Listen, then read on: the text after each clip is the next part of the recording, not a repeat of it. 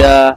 Hapa ni ndani ya nchi ya DRC Congo katika mkoa wa Tanganyika. Ni sehemu tulivu kabisa ambayo watu wametulia wanapata. Kwa majina anaitwa Mohamed Hamis Hussein, ni Tanzania original. Ndio. Na nipo Kongo kuangalia mazingira, maana Kongo ni majirani zetu. Ndio.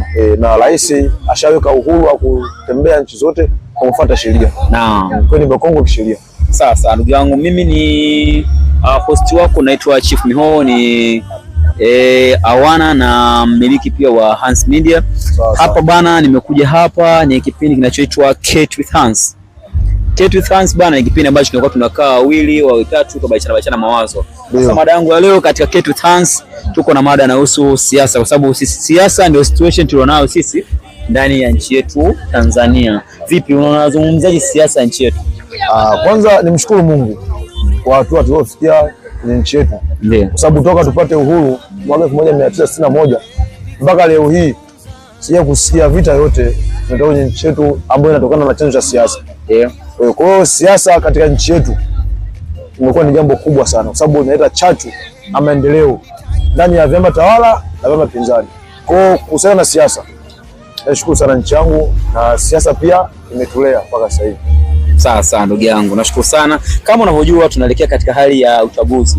Lakini kabla kuhama kwenye hali ya uchaguzi, kwanza tunazungumzia kwenye issue ya siasa kwanza hapa, maana siasa ndio na uchaguzi ndani yake. Vipi ndugu yangu, mambo vipi? Bana fresh. Kwa majina unaitwa nani ndugu yangu? Kwa majina naitwa Thabit Musa Maulidi, ukipenda nite afande au Kamanda Bereji. Ndio. Ni Mtanzania pia? Ya, ni Mtanzania na tokea mkoani Kigoma. Ndio. Kigoma sehemu gani labda? Kigoma Ujiji. Okay. Naam ndugu yangu. Mimi naitwa Chief Miho, ni hosta na Awana wa mmiliki wa Hans Media. Na kipindi changu kinaitwa Kate with Hans.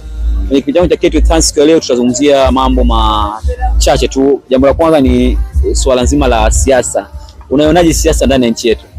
Siasa upande wangu naiona siasa iko vizuri.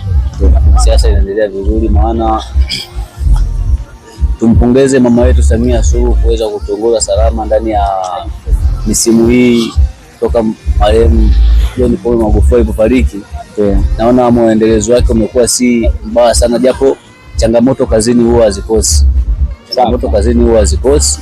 Mambo madogo madogo ambayo wananchi wanaweza wakasemea, endapo tukimpatia nyingine mitano hiyo, anaweza labda akarekebisha.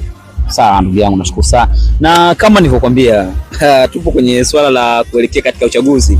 Kama unavyofahamu, Oktoba 29 ndio tarehe rasmi ya